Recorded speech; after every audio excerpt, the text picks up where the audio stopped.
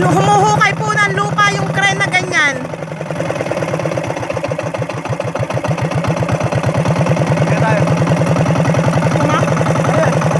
Ay, nandito na raw po kami sa Umangan. Pakikita ko po sa inyo kung paano mag-umang ang mister ko ng lambat. Hello mga kakoks, andito na po kami sa Umangan.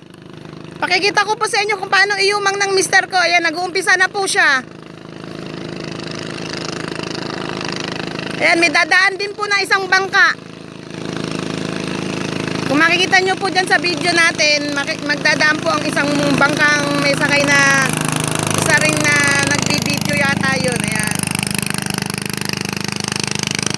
Ang ginagawa po ng mister ko, maglalagay muna ng bira-bira kung tawagin. Kasi po pagka may bira-birang ganyan, hindi basta madadaanan nung, bawa po may parating na bangka, may bandera pong nakaharang. Kaya ayan, lalagyan muna po niyang una. Nakatali po yung isang tali dyan sa isang kawayan.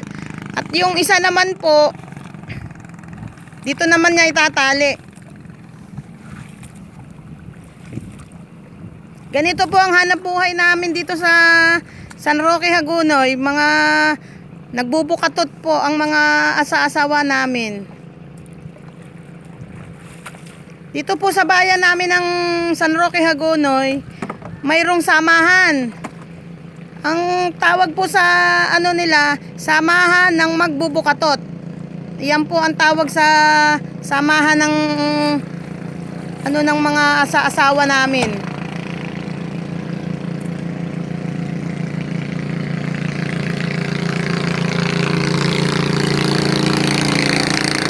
Ayan, pag ganyan po, understood na may nakalagay na lambat. Hindi po basta-basta masasagasaan. Kasi po pag dumiretso sila, masasagasaan nila yung lambat namin.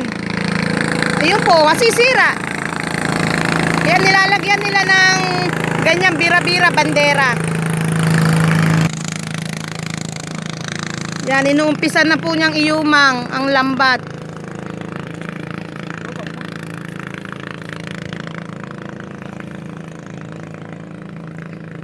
Yan. Inuuna pala muna yung tali. Ngayon lang din po ako nasama sa mismong pag-uumang na to. Iniiwan lang niya ako dati dun sa kubo. Yan, yan. Binababa na po niya yung lambat.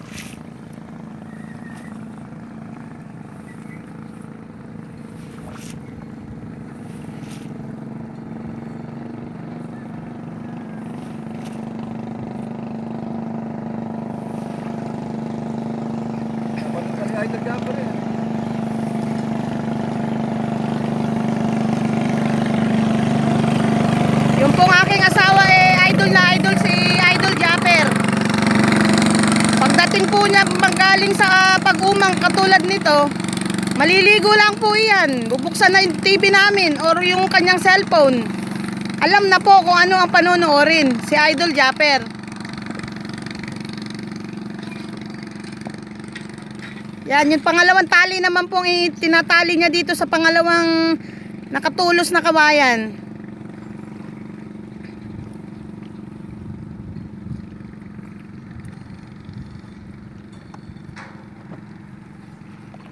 Ganito po ang kanilang ginagawa sa pang-araw-araw. Kung meron lang din pong umang.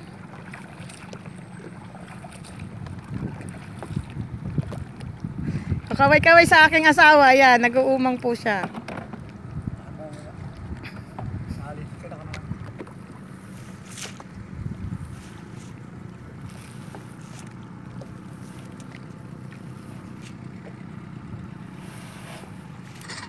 Ganyan po pala ang kanyang pag-umang. Ngayon lang din po kasi ako sumama talagang on the spot na nakasakay ako sa bangkat, nilalatag ang lambat.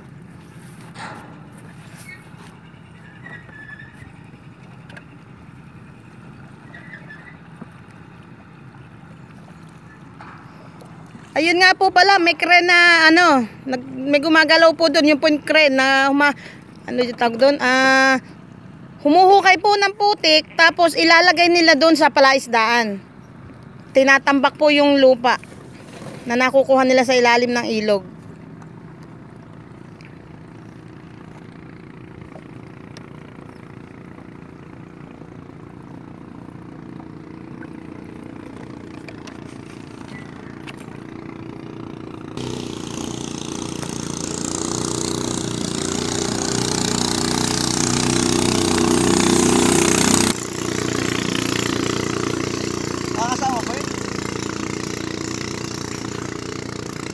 Ay, pag po pala nakasakay ka rito sa bangkat may dumadaan, daig mo pa yung inuugoy.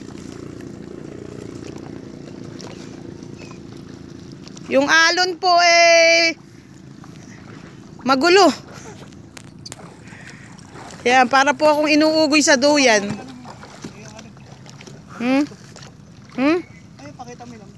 Ayan po, kung nakikita nyo, ayan po ang lambat, yung tali ng lambat. Ididiin po yata yung pinakadulo niyan pag naiayos na. Dapat hindi nakapilipit yung lambat po. Kung hindi po, walang kabuhayan na papasok. Ganyan po sila mag-umang sa pang-araw-araw. Yan. Kung nakikita nyo po yung may tali na yan, hanggang sa bumagsak po yan sa pinakailalim ng ilog. Magkabilaan po yan. Pinagtalian na niyang kawayan kanina. Ito po nasa sa kanan na lugar, yung isa doon sa kaliwan lugar. Yan. Tinali po uli niya.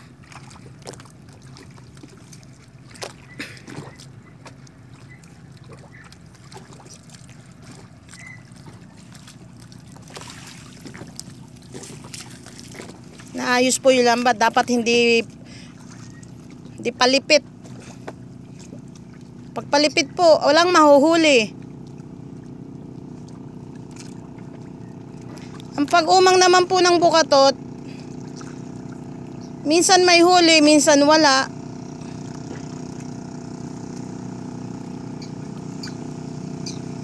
Swerte po pag marami-raming nahuli. Pag nakahuli po, ayun, ipinupundo ko naman sa punduhan. Sa punduhan ng bayan ng Hagonoy.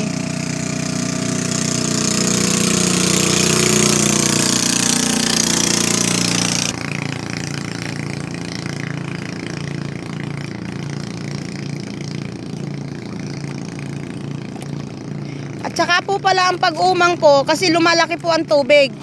Pagka kumakati na, yun, paalis na po sila. Iumang na nila. Hindi po kasi pwedeng iumang ng lumalaki. Dapat pakati na po. Yan, pakikita ko rin po sa inyo yung isang bangka na yan. May dala din po lambat yan. Uumang din sila. Yan, nalapit lang po sa lugar namin yung bahay nung bangkang nagdaan na yun.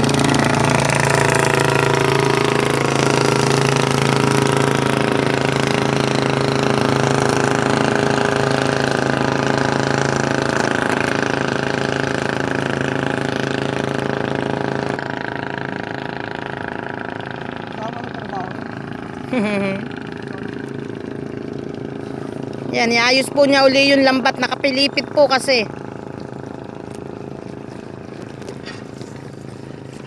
May nagdaan na naman pong bangka, kaya daig ko na naman yung inuugoy sa duyan.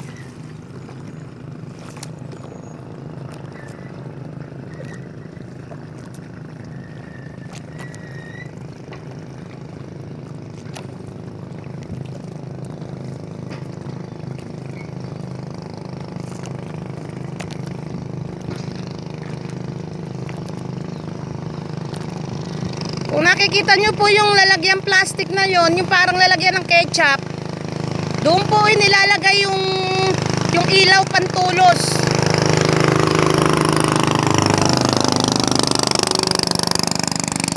Ang ilaw pong ginagamit nila, yung nilalagay sa likodan ng bike, yung kumukundap-kundap, yung po ang gamit na pang ilaw nila paggabi. Kaya po pagka medyo malapit ng didilim, lalagyan na ng ilaw yan. Magkabila ang Tulos po uli, nilalagyan niyan ng ilaw. Ayan, yung hawak po niya na kawayan. Ang tawag po sa kawayan na yan, pandiin. Kumbaga yung isa nga pong ibinuhol na part ng na tali ng lambat, ididiin niya hanggang sa bumaba sa ilalim. Yan, dinidiin po iyan para sa pinakailalim. Dapat po kasi baon na baon para pagdaan ng mga kabuhayan, walang paltos.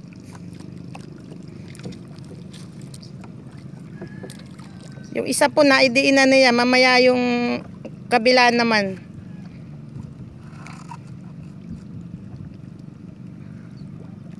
Yan, papunta po uli kami sa kabilang side.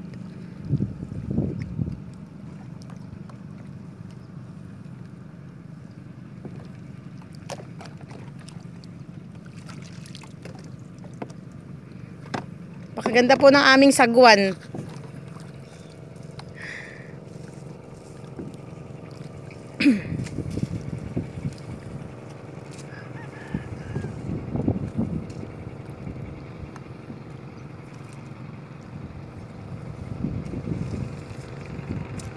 Pagkatapos po niyang maiyumang itong isang umangan na to, meron pa po kaming isa pang paglalagyan din ng isang lambat.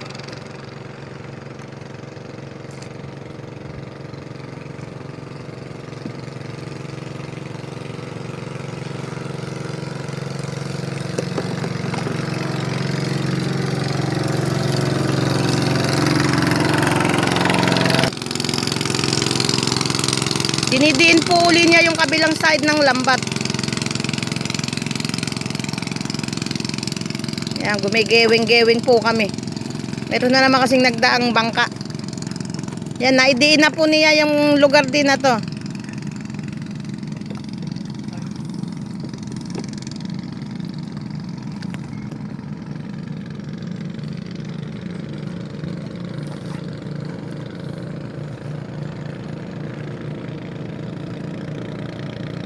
Yan, meron pong lumalakad na aso doon kasi sinusundan nila yung kanilang amo. Bantay po sa palaisdaan yan kung di ako nagkakamali. May parating po uling mga bangka. Yan.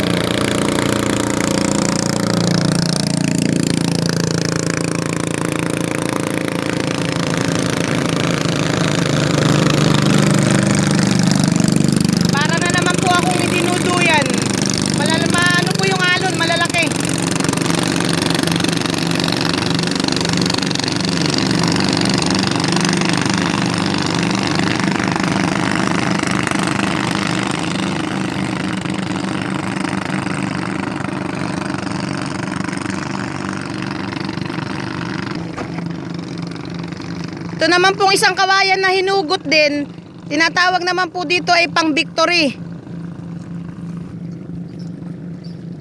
Papunta na po kami sa pinakadulo ng lambat, doon po ilalagay yung victory na kawayan na to. Victory po ang tawag diyan. Pang victory, ayun, ganon. Yari po, ayan, inaano namin yung lambat. Yun po ang pinaka anong tawag doon. Hahawakan nila para makarating sila doon sa dulo. Hinihila-hila.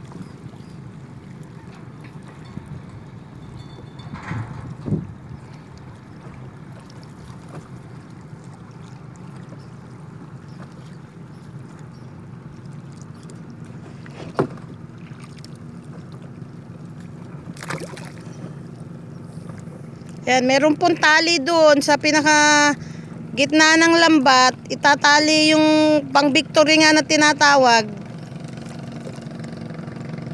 Didiin po sa pinaka ilalim din ng tubig. Yan. Tinatali po nilang mainam.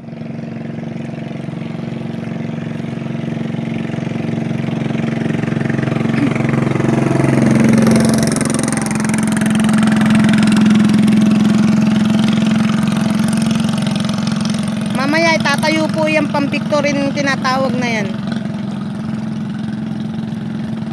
Sinasalat muna nila kung okay ba yung pagkakaumang ng lambat.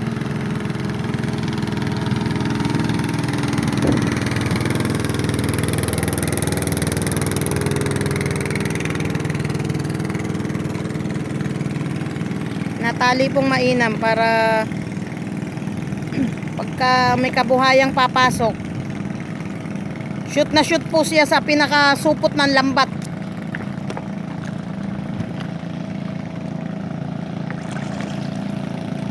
Yan, itinayo na po niya yung tinatawag na victory.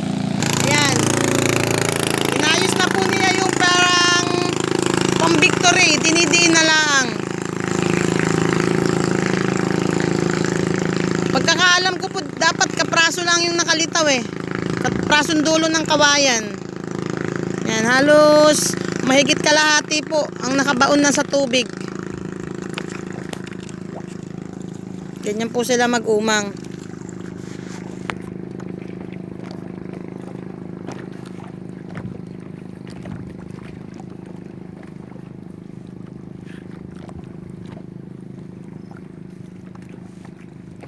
Yan, kaprasong pagdiin pa po para yan.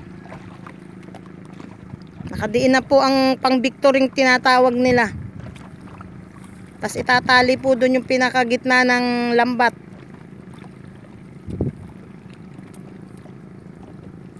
Ang dulo po ng lambat na yun sa pinakadulo, kung tawagin po nila ay supot ng lambat, binubuhol po iyon. Kung merong laman kabuhayan, tatanggalin ang buhol at isushoot sa banyera. Yun po ang pinakasupot.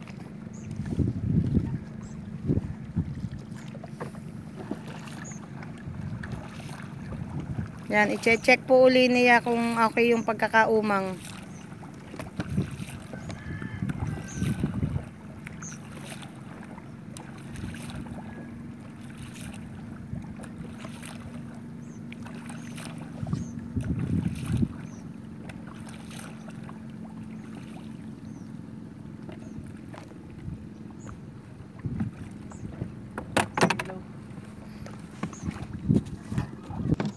Ayan, kukuhanin na po niya yung baon niya na ginagamit pang ilaw dito sa bukatot kasi po maya maya lang madilim na.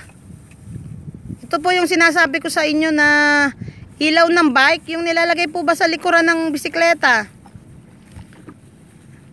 Di baterya po yan eh. Ayan.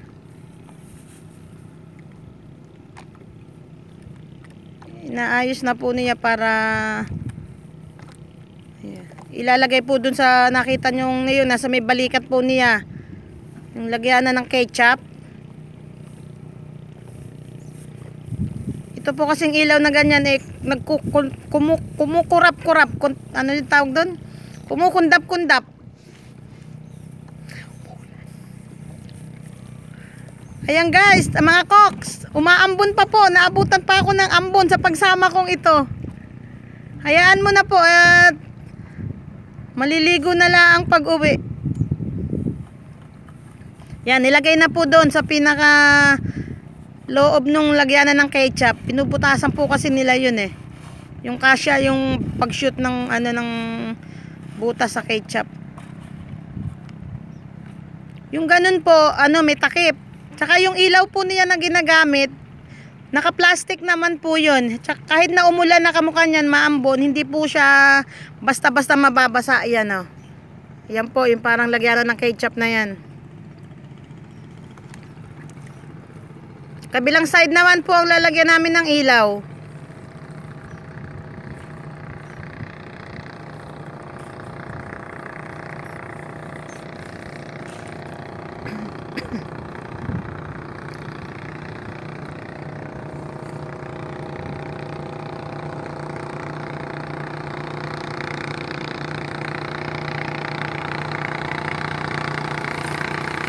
Yan o, may putik pa po pala yung isa, sirana.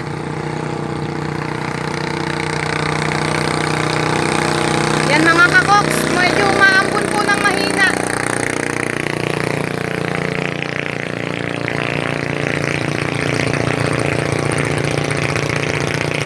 Lalagyan Lalagyan din po na yan ng ilaw yan.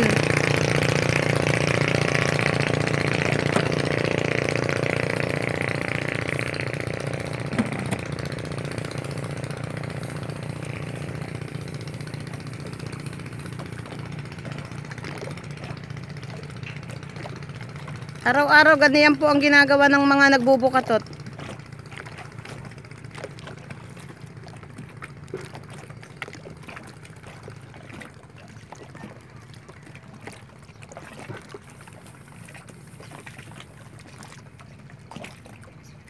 Di baterya po yung ginagamit na ganyan eh.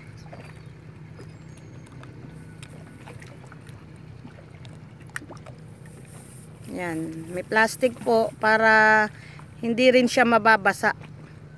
Lalo kung umuulan.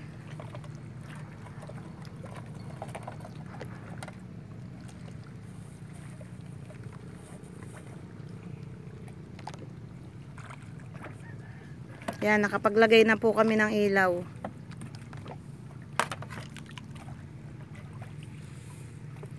Matagal din po pala ang pag-umang ng isang lambat. Yung susunod po namin pupuntahan, gantong-ganto rin yung gagawain niya. Dalawa po kasi ang inuumangan ng asawa ko.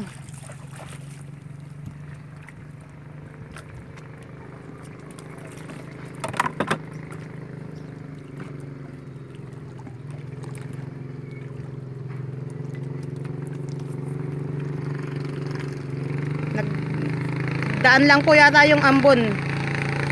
Nawala uli.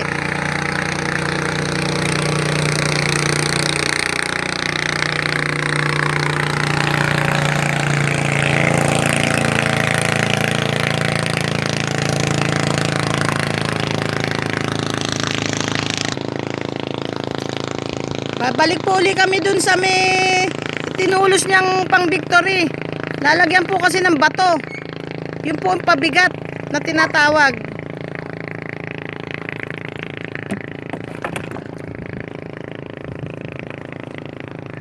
Ganito pala ang ginagawang pag-umang. Yan, yung nakasako po na yan, may bato po dyan. Yan ang pinakapabigat para hindi po umangat yung pang victory nilang ginagamit na yan. Yan po ang pinakapabigat niya.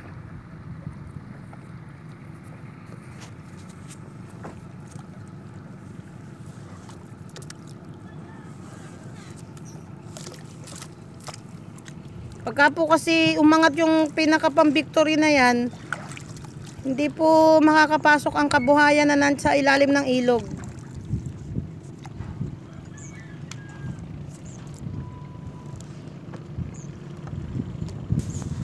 Ganyan po ang kanilang ginagawa pagka umuumang sila.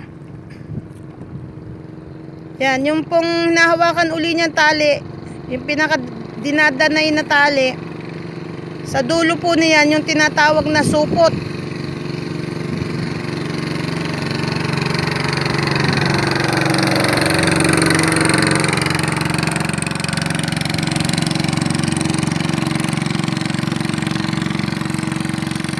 Ang mukha po niyan, hahayumahin po uli niya yung lambat kasi nakakita siya ng medyo malaking butas.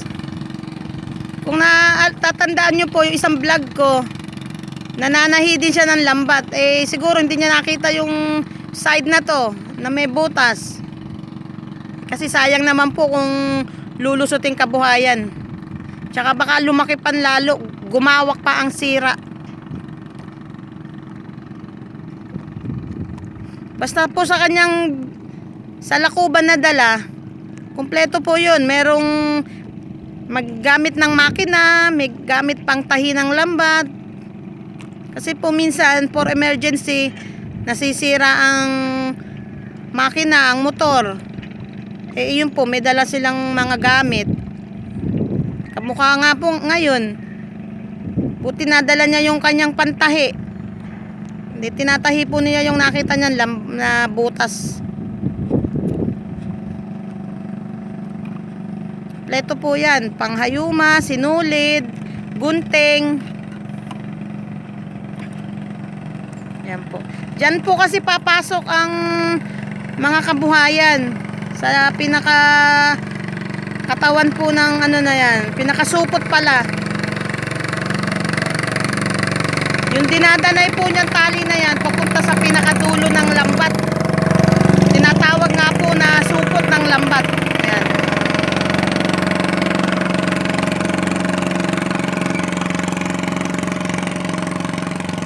Yan, yung pinakadulong-dulo po niyan ibubuhol nila.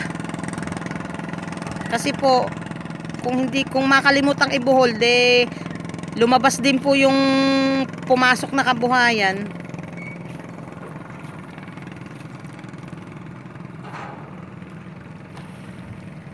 Yan po ang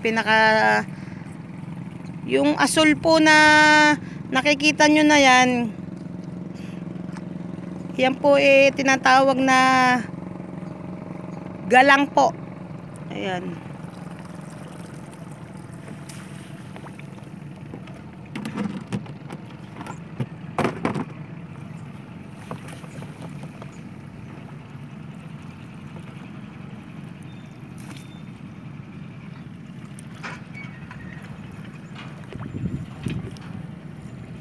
Yan po ang pinakadulo. Supot ng lambat. Tulad po nun, ayun, nakabuhol. Dapat diin po ang pagkakabuhol para hindi basta-basta makakalabas ang kabuhayan.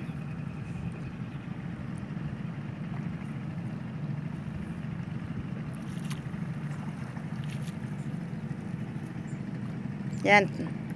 Tapos na po, naiyumang na niya ang isang lambat. Ganyan po ang ginagawa nila sa pang-araw-araw. Yan, okay na po mga koks. Ayan, nakakita nyo na po kung paano mag-umang ng bukatot. Maraming salamat po. Please subscribe, Dada Official TV. Bye!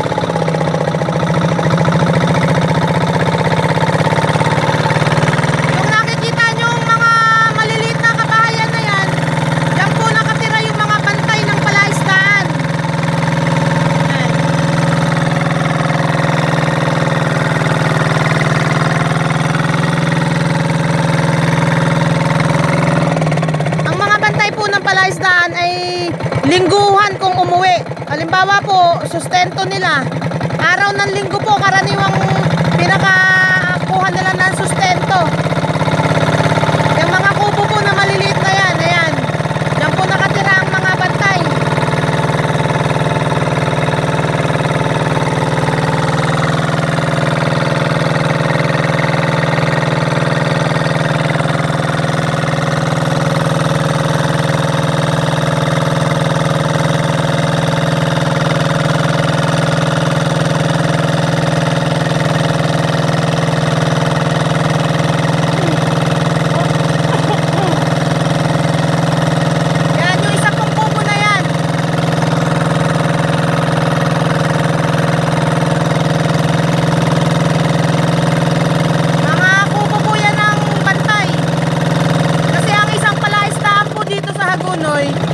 Dapat meron silang mga sari-sarili nilang mga bantay.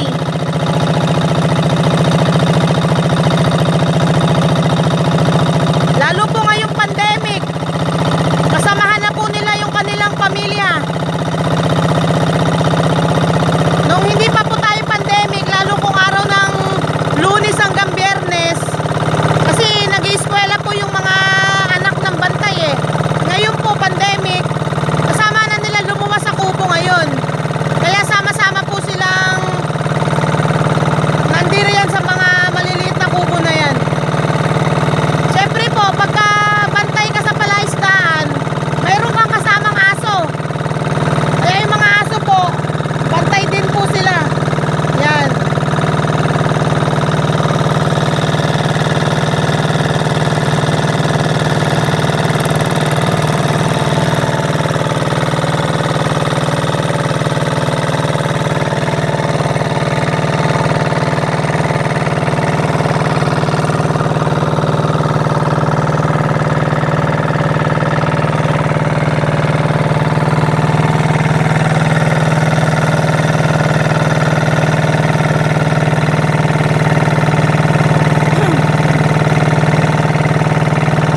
Ayan, marami na naman pong palutang-lutang na mga basura.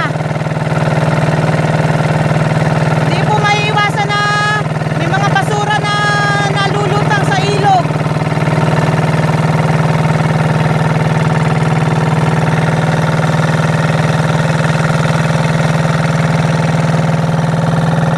Ayun po, kung nakikita nyo po, may mga bata naglalaro.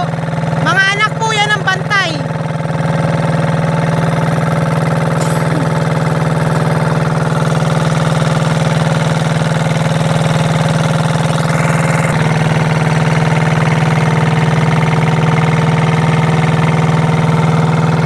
Ngayon pa lang din po ako mapupunta sa pangalawa naming umangan.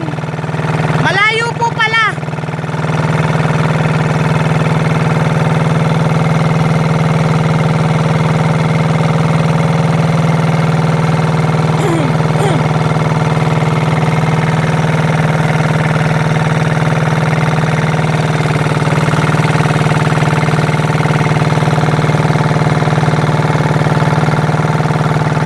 Ayun po, kung makikita nyo yung bangkang asul na yon, umuumang din po yun.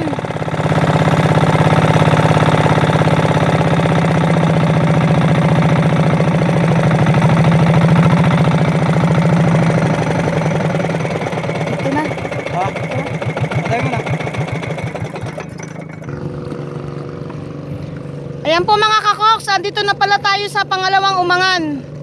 Ay re, kung ano po yung ginawa namin ng mister ko dun sa una, ganito rin po ang gagawin niya dito sa pangalawa. Ngayon lang po ako napunta dito sa umangan na to, sa tagal ng umuumang siya dito.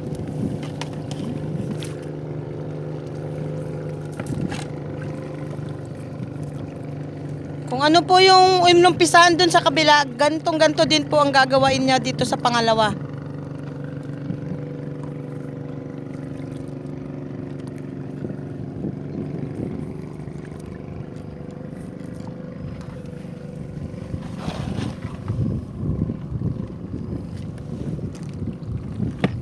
Yung dinaanan po natin kanina ay malaking ilog.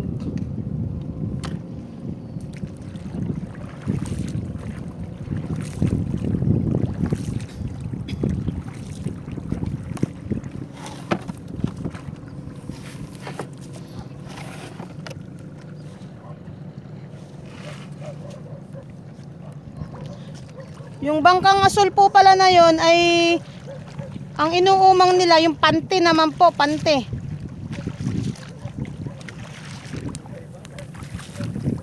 May kasama pa pong bata, oh, ayan. Nakikita nyo po ba yung asul na bangka na yon? Asul puti, ayan. Ang inuumang po nila ay pante.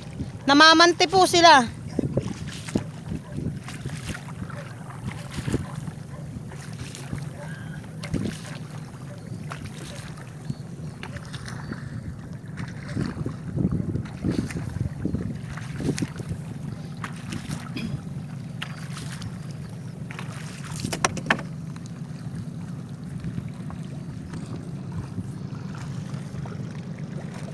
Yan, kung nakakita nyo po yung asul na bangka, naiumang na nila yung kanilang pante.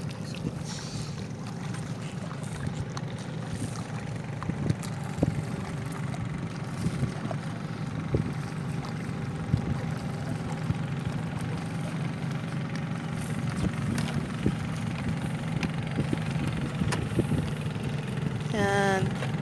Kung ano pong ginawa sa una, ganito din sa pangalawa.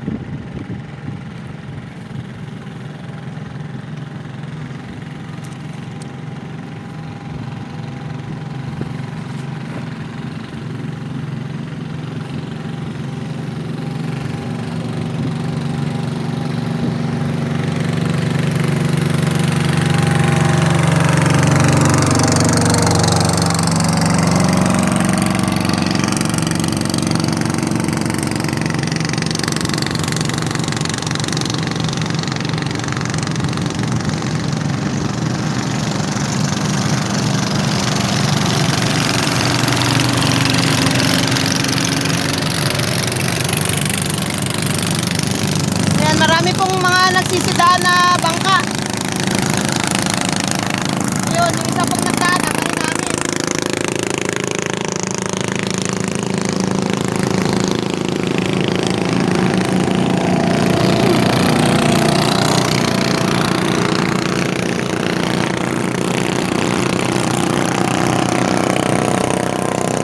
Sige po mga kakoks. Kasi kung ano po yung ginawa niya nung unang lambat, ganito din po ang gagawin niya sa pangalawang lambat. Hanggang dito na lang po. Sana po nagustuhan nyo ang aking pinakita sa inyo kung paano iumang ang lambat ng magbubukatot sa trabaho ng mga mister namin. Mamaya po update ko na lang ulit kayo pagka nakahuli siya. Maraming salamat po. Subscribe, Dada Official TV. Bye!